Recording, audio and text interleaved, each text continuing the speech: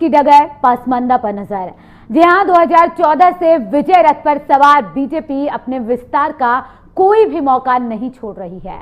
अब उसकी नजर विपक्ष के वोटों की बची पूंजी साधने पर है, जिससे 2024 में भी अजय रखा जा सके। लोकसभा में बहुमत के लिए बीजेपी इस बार मिशन अल्पसंख्यक शुरू करने जा रही है। इसकी शुरुआत पसमानदा मुस्लिमों को साधने से हो रही है।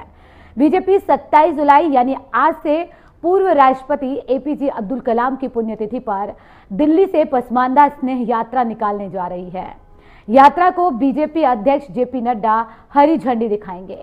ये यात्रा 1 अगस्त को गाजियाबाद से यूपी में दाखिल होगी और ये 1 अगस्त को दिल्ली के तुर्कमान गेट से गाजियाबाद में दाखिल होने के बाद 2 अगस्त को बुलंदशहर, मेरठ, मुजफ्फरनगर में पहुंचेगी।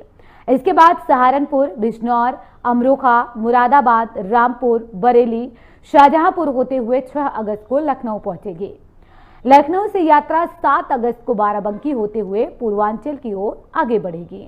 वहीं बहराइच, श्रावस्ती, गोंडा, फैजाबाद, सुल्तानपुर, अमेठी, प्रयागराज, जौनपुर और देवरिया के बाद आजमगढ़ से होते हुए गोरखपुर और फिर 19 अगस्त को कुशीनगर जाएगी और कुशीनगर से ये यात्रा बिहार की ओर आगे चली जाएगी। इस दौरान अलग अलग जिलों में सम्मेलन होंगे, जिसमें पसमानदा मुसलमानों पर पूरी तरह से फोकस किया जा रहा है। लेकिन सबसे बड़ा सवाल यहाँ पर यह है कि आखिर पसमानदा मुसलमानों पर बीजेपी फोकस क्यों कर रही है। दरअसल बीजेपी ने अल्पसंख्यकों में पसमानदा पर अपना फोकस इसलिए बनाया है कि यूपी के मुस्लिमों में 90% इसी समाज से लोग आते हैं। इनमें ज्यादातर उपेक्षित वर्ग के लोग हैं और इस वजह से केंद्र और प्रदेश सरकार की जो योजनाएं हैं उनका सबसे ज्यादा लाभ इन्हीं को मिल रहा है। योजनाओं के करीब 4.5 करोड़ लाभार्थी इसी समाज से आते हैं। बीजेपी ये मानती है कि 2022 के विधानसभा चुनाव में 8% मुसलमानों ने भी बीजेपी को अपना मत दिया। इसके बाद 60% से ज्यादा मुसलमान आबादी वाले रामपुर लोकसभा, रामपुर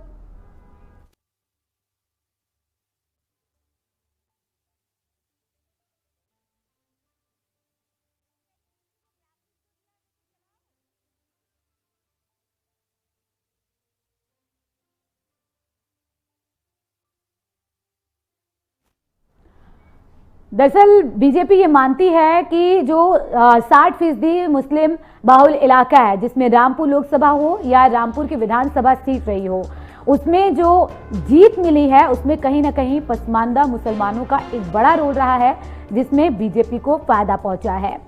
वहीं विपरीत समीकरणों वाले आजमगढ़ सीट की बात करें तो उपचुनाव में जीतने में सफलता पसमानदा मुसलमानों के बिना नामुमकिन लग रहा था।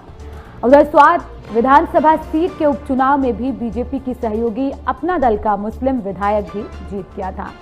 वह ग्राफिक्स के जरिए आप समझिए कि आखिर ये जो स्नेह यात्रा है वो किन किन रास्तों से होकर गुजरेगी, कैसे कैसे ये यूपी के अलग अलग जिलों से होती हुई फिर बिहार को जाएगी। बिहार, झारखंड, उत्तराखंड, ये तमाम राज्यों में ये यात्रा निकाली जा रही है। लेकिन यूपी के लिहाज से ये इसलिए भी अहम है क्योंकि जो 90% पसमानदा मुसलमान हैं, कहीं ना कहीं उन तक तमाम जो फायदे हैं वो पहुंचाने की कोशिश हो रही है। वहीं बीजेपी को ऐसा लगता है कि जिस तरह से चाहे वो स्वार उपचुनाव रहा हो, उसमें कहीं ना कहीं पसमानदा मुसलमानों को साधने में एक अहम भूमिका निभाई है और एक बड़ा फायदा बीजेपी को मिला है। और वही प्रयोग अब बीजेपी आने वाले लोकसभा चुनाव में भी करने का मन बना रही है।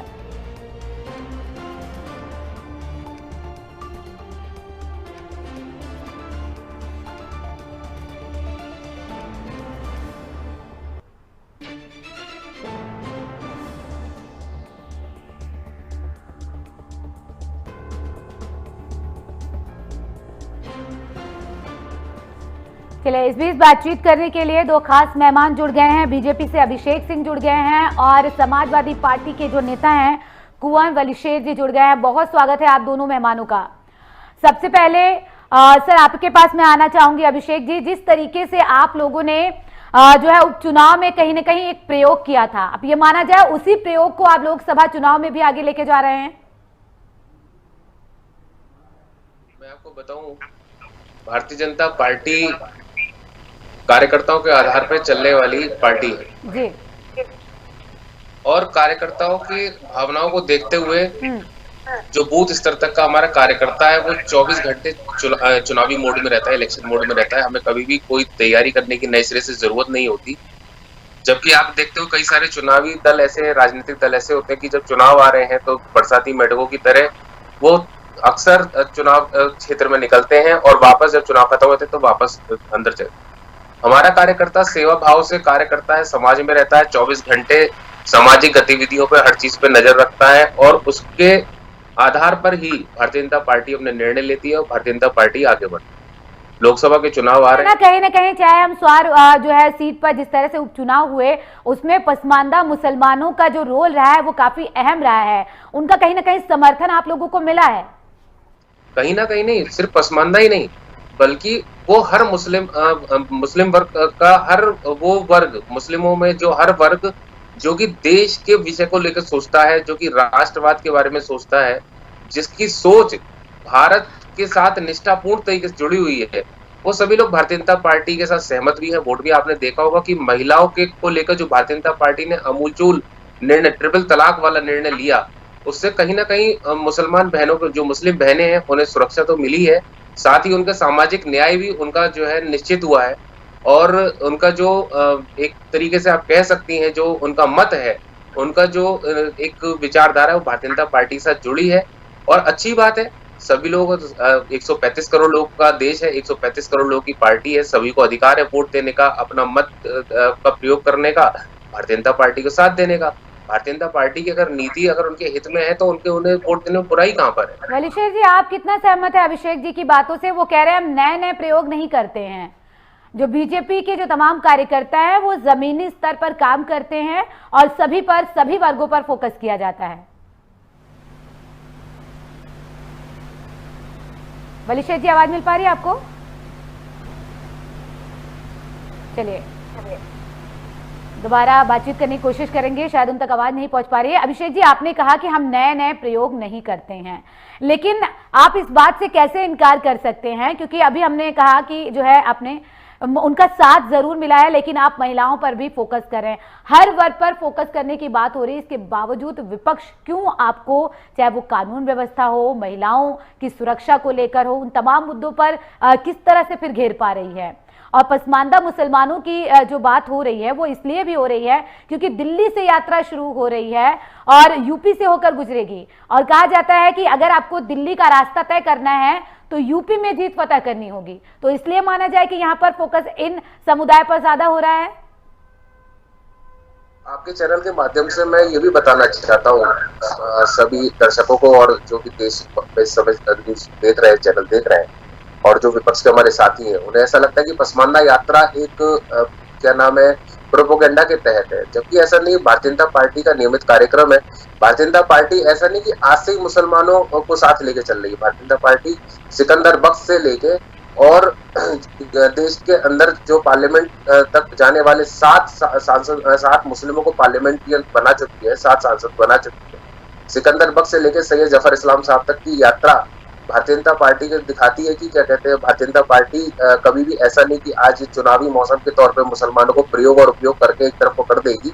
हम लोग तो लगातार, चाहे नजमा हिप्तुल्लाह, मुख्तार अब्बास नकवी साहब हो और सैयद शहनवाज साहब हो, हम लोग लगातार मुस्लिमों के बीच में काम करते हैं, लगातार हमारे कार्यकर्ता भी रहते हैं। सटक मोर्चा हमारा एक्टिव मोर्चा है, हमारा 6 प्रमुख मोर्चों में से प्रमुख मोर्चा है हमारा, और उसमें से हम कार्यकर्ताओं को डेवलप करते हैं, आगे ले जाते हैं। हमारे राष्ट्रीय उपाध्यक्ष, राष्ट्रीय महासचिव जैसे महत्वपूर्ण पदों पर भी मुस्लिम नेता रहे हैं, ऐसा नहीं है।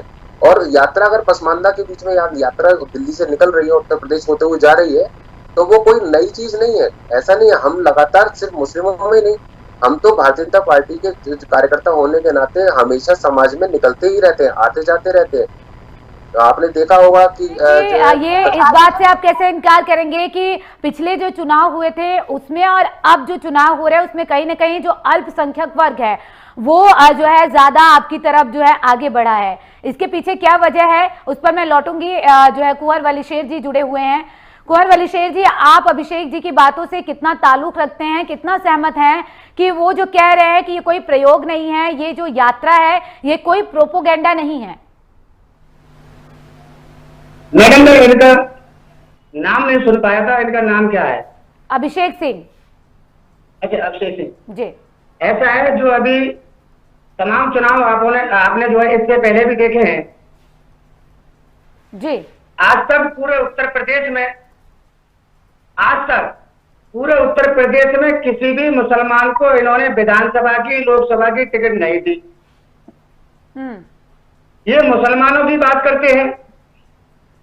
एक तरफ ज्ञानवापी जो मस्जिद है उसकी सर्वे और उसका मुद्दा बना करके चुनाव लड़ना चाहते हैं। इनके पास कोई इन्होंने विकास नहीं किया है भारतीय जनता पार्टी ने। सिर्फ और सिर्फ जनता को जिस तरह से उन्होंने गुमराह किया है उसी तरह से अब इनको ये लगने लगा है 2024 के चुनावों को लेकर के, जिस तरह से विपक्ष जो एकदम इकट्ठा होकर के और उसने अपना नाम जो इंडिया, इनके जो कार्ड किया, जो एनडीए के नाम से ये चला करते थे, करीब 38 या 40 इनके पार्टियों से जो गठबंधन है, ये कहते थे मोदी जी अकेले, मोदी जी अकेले। मोदी जी कोई अकेले नहीं थे, तब भी करीब 38 पार्टियों से उनका गठबंधन था एनडीए जब बना। आज भी उनका 38 या 40 पार्टियों से उनका गठबंधन है। मगर ये विपक्ष की एकता को देख करके ये घबरा करके ये मुसलमानों को सिर्फ और सिर्फ बहकाने और गुमराह करने का काम कर रहे हैं। इनको मुसलमानों से कोई हमदर्दी नहीं है। इन्होंने अभी आप ये बता रहे थे कि हमारे यहाँ एक मोर्चा है अल्पसंख्यक मोर्चा, इन्होंने उसमें भी ये कर रखा है। अल्पसंख्यक मोर्चा में भी जो महानगर और जो जिला अध्यक्ष होते हैं उसमें भी उन्होंने जो है गैर मुस्लिम को जो अध्यक्ष बनाना शुरू कर दिया है। जी मैडम। अभिषेक जी, आप कह रहे थे हम कोई प्रोपोगेंडा के तहत कोई यात्रा नहीं कर रहे हैं, लेकिन वलीशेर जी तो कह रहे हैं आप लोग जो है किसी को टिकट ही नहीं देते हैं, चाहे वो लोकसभा का चुनाव हो चाहे विधानसभा का चुनाव हो। फिर सवाल यह है कि फिर मंत्री और विधायक कैसे बन जाते हैं? मैं बता रहा हूँ, समाजवादी के जो हमारे मित्र हैं, मैं उनसे कहता हूँ कि वो अपनी जानकारी बढ़ाकर डिबेट में आए। सबसे पहले देखिए कि क्या नाम, माननीय मुख्तार अब्बास नकवी जी को लोकसभा का टिकट ही देकर रामपुर से जिताया था भारतीय जनता पार्टी कार्यकर्ताओं ने, भारतीय जनता पार्टी के नेतृत्व में। ठीक, उनका ये आरोप बेबुनियाद है। दूसरा, शहनवाज हुसैन साहब बिहार के लोकसभा क्षेत्र से जीत कर आते थे और लोकसभा का चुनाव, पब्लिक का चुनाव जीत कर आते थे। ठीक, तीसरी चीज, उनका कहना यह है कि अल्पसंख्यक मोर्चे में क्या नाम है, गैर मुस्लिमों को जो प्रतिनिधित्व दिया जा रहा है। वलीशेर जी, आपके पास बहुत है, आप अपना जवाब दीजिएगा, लेकिन अभिषेक जी की बात पूरी होने दीजिए। देखिए, धैर्य के साथ सुनना सीखिए आप लोग। ऐसा नहीं है कि क्या कहते हैं हर जगह कोई चौपाल नहीं है। जब आपका समय था तब मैं सुन रहा था, धैर्य पूर्वक सुन रहा था, आपके बेबुनियाद आरोपों को भी सुन रहा था, लेकिन अब आप मेरा उत्तर भी सुनिए। कम से कम इतना संयम बरत के चलिए आप जी।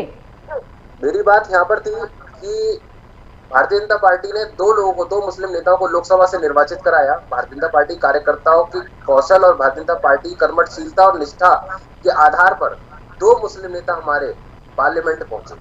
ठीक, दूसरी चीज, उनका आरोप यह है कि अल्पसंख्यक मोर्चे में गैर मुस्लिमों को स्थान दिया जा रहा है।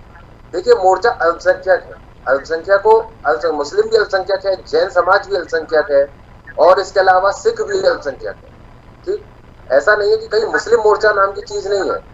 ठीक है, तो वहां पे अगर अल्पसंख्यक के आधार पे कहीं जैन को और सिख को अगर प्रतिनिधित्व दे दिया गया है तो आपको इसमें क्या दिक्कत है? ये भारतीय जनता पार्टी की अपनी रीति नीति पद्धति है, इसमें आप प्रश्न चिन्ह लगाने वाले आप कौन है जी? वलीशेर जी जवाब दीजिएगा। वो कह रहे हैं कि ये पार्टी का अपना फैसला होना चाहिए, अल्पसंख्यक में सिर्फ मुसलमान ही नहीं आते हैं। ऐसे में जो है उनकी पार्टी का अध्यक्ष कौन होगा, जिला अध्यक्ष कौन होगा, जो अल्पसंख्यक मोर्चे के हैं वो पार्टी तय करेगी। चलिए, आपके आरोपों को अगर हम एक तरफ रखें भी तो सवाल फिर ये उठता है कि फिर आखिर जो अल्पसंख्यक है वो इतना भरोसा क्यों बीजेपी पर जो है अपना दिखा रहे हैं? मैडम, मैं आपको ये जानकारी सबको है कि अल्पसंख्यक में सिर्फ मुसलमान ही नहीं आते, कई ऐसी बिरादरियां हैं जो अल्पसंख्यक समान आती हैं। मेरा कहने का आपसे इतना सा पूछ लो कि अभी जो चुनाव हुआ है विधानसभा का 2022 में, इनसे ये पूछ लो कि कितने विधायक इनके पार्टी में मुसलमान हैं। बस इतना सा पूछ लो। अगर ये मुसलमानों को भला चाहते हैं अगर मुसलमानों के लिए हमदर्द हैं तो फिर हमें तो इतना सा बता दें कि कितने मुसलमान इन्होंने आज तक विधानसभा में उत्तर प्रदेश में पहुंचा दिए।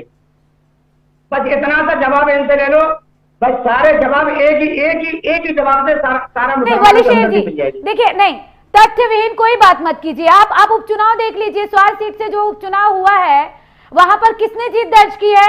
अपना दल के प्रत्याशी किस समुदाय से आते हैं आप ही बता दीजिए। क्या वो मुस्लिम समुदाय से नहीं है जिन्होंने जीत हासिल की है? तथ्यों के आधार पर बात कीजिए। पसमानदा मुसलमान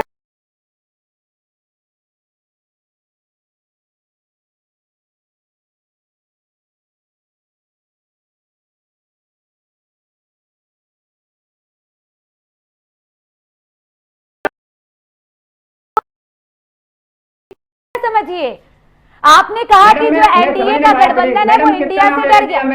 एक मिनट वली शेर जी, आपने कहा कि जो गठबंधन है वो इंडिया के जो गठबंधन जो आप लोगों ने नया नाम रखा है उससे डर गया है। अगर वो डर रहे हैं तो फिर आप लोग जीत क्यों नहीं पा रहे हैं? सवाल ये उठ रहा है। आपने अभी नया गठबंधन किया है, उसमें देखिए नीतीश कुमार किस तरह से नाराज चल रहे हैं, वो चाहते ही नहीं थे उसका नाम इंडिया हो।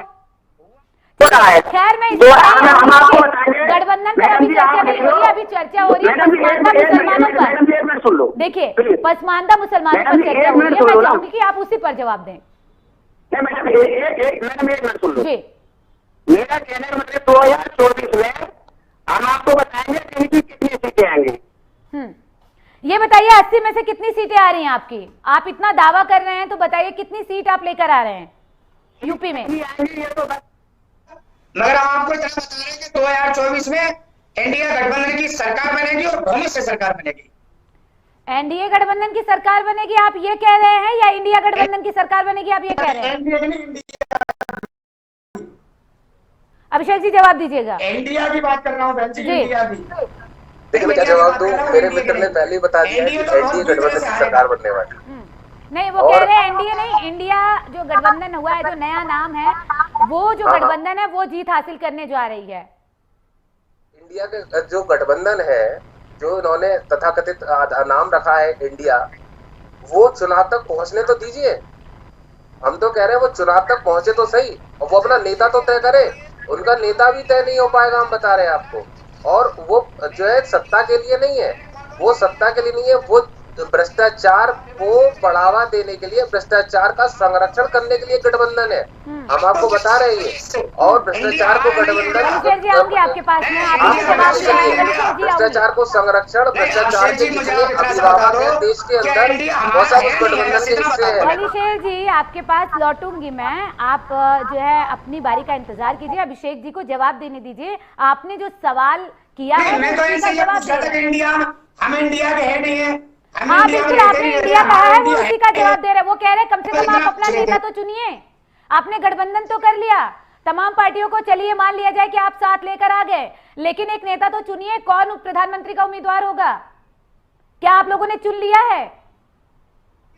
वो जो इंडिया का गठबंधन है, मैं आपको और बता दूं आपको, बारात है, बारात तय, बैंड बाजा तय, पर दूल्हे का आता पता नहीं है। और दूल्हा इनमें तय भी नहीं होने वाला है, क्योंकि अगर एक दूल्हा तय करेंगे तो 4 फूफा इनमें अपने यहाँ भाग जाएंगे। प्रधानमंत्री का दावेदार भी है। भारतीय जनता पार्टी हमेशा चुनाव के लिए तैयार है।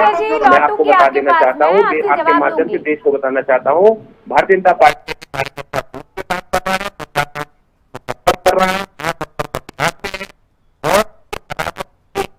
लेकिन आपको लगता है, आप भले ही आप ये बार बार कह रहे हो कि हम कोई नए प्रयोग नहीं कर रहे हैं, लेकिन इसे नए प्रयोग के तौर पर ही देखा जा रहा है। आपको लगता है कि इससे 2024 का जो चुनाव है वो फतह करने में आसानी होगी आप लोगों को? देखिए निश्चित तौर पे हम भारतीय जनता पार्टी एक राजनीतिक दल है और हम हमेशा चुनावी वोट में ही रहते हैं। और हम नए नए प्रयोग, अगर कहा जाए कि अगर कोई आदमी अगर आज 100 में से कोई बच्चा 95 मार्क्स लाया है तो वो जरूर चाहेगा 98 लाए, 100 में से 100 लाए, वो जरूर चाहेगा। ऐसे हम भी राजनीतिक दल हैं जो कि देश में शुचिता, साफ राजनीति, सकारात्मक राजनीति का दृष्टिकोण रखते हुए हम लोग भी निश्चित तौर पे 100 में से 100 अंक लाना चाहते हैं। देश को हम सबसे विश्व गुरु बनाना चाहते हैं और देश को सर्वाधिक शक्तिशाली देश स्थापित पूरे विश्व में करना चाहते हैं। ऐसे में चाहे आप इंडिया का अलायंस बना के आ जाइए, चाहे आप बगैर दूल्हे की बारात बनाकर आ जाइए, उसमें कुछ होने जाने वाला है नहीं ज्यादा। हम आपको बता रहे हैं कि जिस समय तक चुनाव आएगा उस समय तक ना इनका इंडिया का अलायंस रहेगा, ना इनका बारात रहेगी, ना दूल्हा रहेगा, ना फूफा रहेगा, कोई नहीं रहने वाला है। और भारतीय जनता पार्टी के पक्ष में लौटूंगी आपके पास में। वलीशेर जी जवाब दीजिएगा। वो कह रहे हैं आप जब तक चुनाव आएंगे तब तक आपका गठबंधन ही नहीं बचेगा। आवाज आ रही है मेरी? वलीशेर जी, अभिषेक जी कह रहे हैं कि जब तक चुनाव आएगा तब तक आप लोगों का गठबंधन ही नहीं बचेगा, यानी कि वो ये विपक्ष को मान ही नहीं रहे हैं। क्या पोजीशन में कोई बचा भी है?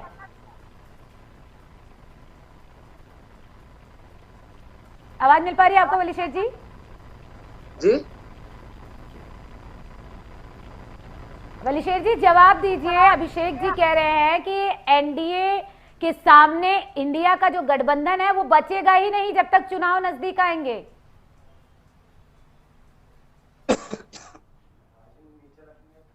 चलिए आपके पास लौटेंगे, आपकी आवाज नहीं मिल पा रही है। लेकिन अभिषेक जी, आप भले ही ये बार बार कह रहे हो, लेकिन आपको लगता है कि अल्पसंख्यकों को जो है साथ पाना इतना आसान होगा? उनके लिए तमाम भले ही योजनाएं चलाई जा रही हो सरकार की तरफ से, लेकिन आने वाले दिनों में किस तरीके के दावे और वादे उनके लिए आप लोग किस तरह की रणनीति के तहत आगे बढ़ रहे हैं जिसका सीधा फायदा आपको 2024 के चुनाव में मिलेगा? देखिए, मैं फिर से एक बार कहना चाहूंगा, सिर्फ योजनाओं को और देश के अंदर जो नीतियां हम लोग बनाते हैं वो 135 करोड़ देशवासियों को देखते हुए बनाते हैं। हम उसमें हिंदू और मुस्लिम का फर्क करते हुए नहीं बनाते। आप देखिए, देश के अंदर अगर बिजली उपलब्ध है, लेकिन आप पर तो शुरू से ही आरोप लगता आया है कि आप मुस्लिम समुदाय की अनदेखी करते हैं। आप एक मिनट, आप अगर समझेंगी मेरी बात को, धैर्यपूर्वक अगर सुनेंगी तो आप बिल्कुल सेटिस्फाइड होगी, आप संतुष्ट हो जाएंगी, और आप भी और मेरे जो समाजवादी के मित्र हैं वो भी संतुष्ट। सर, मुझे संतुष्ट नहीं कीजिए, आप जनता को संतुष्ट कीजिए, क्योंकि जनता आरोप लगाती है, हम नहीं आरोप लगाते, ये पार्टियां आरोप लगाती हैं, जनता आरोप लगाती है, उसी का जवाब चाहिए आपसे। चाहता हूँ अपने सारे साथियों को बताना चाहता हूँ, जो भारतीय जनता पार्टी नीति बनाती है देश के लिए, सरकार में बैठ के बनाती है, वो 135 करोड़ देशवासियों के लिए बनाती है। कभी भी वो हिंदू और मुस्लिम के आधार पे, तुष्टि करके आधार पे कभी भी कोई नीति नहीं बनाती, समझ के चलिए। उसका कारण है, देखिए, देश के अंदर जब आयुष्मान योजना आई, सड़क बनी और सड़क के साथ साथ इंफ्रास्ट्रक्चर तैयार हुआ, तो उसमें ऐसा कहीं नहीं हुआ कि क्या कहते हैं सड़क पे सिर्फ मुसलमान ही चलेंगे या हिंदू चलेंगे या फलानी बिरादरी फलानी कौम चलेगी ना। ये 135 करोड़ देशवासियों के लिए सड़क है। ये 135 करोड़ देशवासियों के लिए सैकड़ों आयुष्मान योजना से लेके और बिजली से लेके सैकड़ों तरीके की योजनाएं जो चल रही है। अगर मैं कार्यक्रम का समय खत्म हो जाएगा पर सूची समाप्त नहीं होगी। आप समझ के चलिए, इतनी सारी योजनाएं सिर्फ हिंदू और मुस्लिम के आधार पे नहीं बनाई सकती। 135 करोड़ देशवासियों के आधार पे, उनकी जरूरतों के आधार पे, उनके जीवन को उच्चतम शिखर तक ले जाएं, इस स्तर पे ले जाएं, इस आधार पे हम लोग ये योजनाएं बनाते हैं। और भारतीय जनता पार्टी कभी भी हिंदू मुस्लिम की राजनीति कभी नहीं करती है, चाहे वह देश में हो या उसका बूथ हो। बूथ सबसे छोटी इकाई है हमारे लिए राजनीतिक दल के तौर पे। हमने कभी भी कोई योजना, कोई वर्किंग कमेटी, कोई भी पार्टी या सरकार की चीजें हिंदू मुस्लिम के आधार पे कभी नहीं करी। आपने देखा होगा, समाजवादी के जब मुख्यमंत्री माननीय अखिलेश यादव जी थे, उन्होंने कहा था कि मुस्लिमों की बेटियां हमारी बेटियां, बाकी औरों की बेटियां क्या हुआ भाई? आप समझ के चलिए, 25 करोड़ उस समय देश की उत्तर प्रदेश की आबादी थी, क्या 25 करोड़ में सिर्फ मुस्लिमों की बेटियां ही उनकी बेटियां थी, बाकी इसके अलावा बेटियां किसी की बेटियां नहीं थी। ठीक है, आपके पास अभिषेक जी, बहुत देर तक वो इंतजार कर रहे थे। अभिषेक जी जवाब दीजिएगा, ये बताइए, आप लोग जिस तरीके से लगातार जो है कोशिश कर रहे हैं, उसके बावजूद अल्पसंख्यक का जो झुकाव है वो कहीं ना कहीं बीजेपी की तरफ जा रहा है, इससे आप इनकार नहीं कर सकते। लेकिन आप लोग अपने उस वोट बैंक को किस तरह से वापस लाते हैं और कितनी मजबूती के साथ आप लोग वापसी करते हैं, ये 2024 में दिखाई देगा। लेकिन उसके लिए तैयारी बहुत ज्यादा जरूरी होती है। वो तैयारी किस तरह की है आप लोगों की? जी मैडम, मैं वलीशेर जी जवाब। जी मैडम, मुझसे पूछ रही। वलीशेर जी, सवाल ये है कि जी मैडम, मुझसे पूछ रही है। बिल्कुल, सवाल आप ही से मैं जवाब दूं मैडम? जी जी, देखिए, जी। जितना भी जो विपक्ष है, जो भारतीय जनता पार्टी को हराना चाहता है, तो इस तानाशाही सरकार को जो भी पार्टी हटाना चाहती है, उसका हमारा गठबंधन हो रहा है और हमारी सभी पार्टियों की पूरी तरह से चुनाव के लिए तैयारी है। हम हर समय चुनाव के लिए तैयार हैं, मगर हम मुद्दों की लड़ाई लड़ते हैं, हम समाज की लड़ाई लड़ते हैं, हम जनता की लड़ाई लड़ते हैं। हमारी पार्टियां सिर्फ और सिर्फ मणिपुर की लड़ाई लड़ रही है। अभी जिस तरह से मणिपुर में 2 बहनों को नंगा घुमाया, दुनिया ने देखा, हिंदुस्तान की किरकिरी हुई, कितनी बदनामी हुई, मगर प्रधानमंत्री जी को इतना घमंड है कि वो लोकसभा में बोलने को तैयार नहीं है, एक जवाब देने के तैयार नहीं है, लोकसभा से भाग रहे हैं। इनको हर समय चुनाव की पड़ी है। सर, चुनाव की पड़ी है। अभी जिस मुद्दे पर बात कर रहे हैं, मैंने आपको थोड़ी देर पहले ही कहा था कि अभी हम जिस मुद्दे पर बात कर रहे हैं, अगर उस पर आप जवाब देंगे तो बेहतर होगा। अगर आप इस तरीके के जवाब देंगे तो इससे साफ जाहिर होगा कि आपके पास जवाब ही नहीं है। मीडिया के सामने सारी बातें होनी चाहिए, मगर आप जिस मुद्दे की बात कर रहे हैं उस मुद्दे पर आता हूं। देखिए, सिर्फ और सिर्फ ये मुसलमानों के नाम पर वोट मांगते हैं। ये कोई मुसलमानों का भला नहीं करेंगे, कोई मुसलमानों के लिए हित नहीं करते हैं। लोग क्यों जा रहे हैं सर उनकी तरफ? सर, लोग उनकी तरफ क्यों जा रहे हैं? सवाल तो यही उठ रहा है ना। हिंदू मुसलमान के नाम पर सरकार बनाते हैं, इनको कोई मुसलमान से हमदर्दी नहीं है। ये वो कह रहे हैं हम हिंदू मुस्लिम की राजनीति नहीं करते हैं और ना ही कभी जुड़ेगा। वो तो कह रहे हैं हम हिंदू मुस्लिम की राजनीति नहीं करते, हम जो भी योजना लेकर आते हैं वो सभी देशवासियों के लिए लेकर आते हैं। मुसलमान की राजनीति है, इसके अलावा कोई राजनीति नहीं है। मंदिर, मस्जिद, हिंदू, मुसलमान, हिंदुस्तान, पाकिस्तान, ये इस पर चुनाव लड़ते हैं। इसके अलावा किसी और पर इनका चुनाव नहीं है, क्योंकि इन्होंने देश में कोई विकास किया नहीं, पाकिस्तान चले गए, कोई विकास किया नहीं, तो इनके पास कोई मुद्दा ही नहीं है चुनाव लड़ने के लिए। अब बाबरी मस्जिद का मामला खत्म हुआ तो अब जो ज्ञान दूसरी वाली मस्जिद ले आए, यहाँ मथुरा ले आए, काशी ले आए। इनको सिर्फ मंदिर मस्जिद चाहिए, इनको कोई हिंदू मुसलमान नहीं चाहिए, इनको ना हिंदू से मतलब। चलिए ठीक है सर, आपके जवाब से साफ पता चल रहा है कि आपके पास कोई जवाब नहीं है। जिस तरह से जो अल्पसंख्यक वर्ग हैं वो आप लोगों के जो है पास है, वो कहीं ना कहीं बीजेपी की ओर रुख कर रहे हैं, लेकिन बावजूद इसके अभी तक आप लोगों को या कहे कि नींद से नहीं जागी है अब तक विपक्षी पार्टियां। बहुत शुक्रिया आप दोनों मेहमानों का चर्चा में शामिल होने के लिए, लेकिन सवाल एक ही बरकरार है कि क्या जो पसमानदा मुसलमान हैं उनको लेकर जो नए प्रयोग बीजेपी की तरफ से किए जा रहे हैं वो उपचुनाव के साथ क्या आने वाले लोकसभा चुनाव में भी फायदा पहुंचाएंगे या नहीं, ये 2024 के चुनाव के नतीजे तय करेंगे। फिलहाल के लिए हमारे इस खास कार्यक्रम में सिर्फ इतना ही। बने रहिए टीवी 100 के साथ। नमस्कार।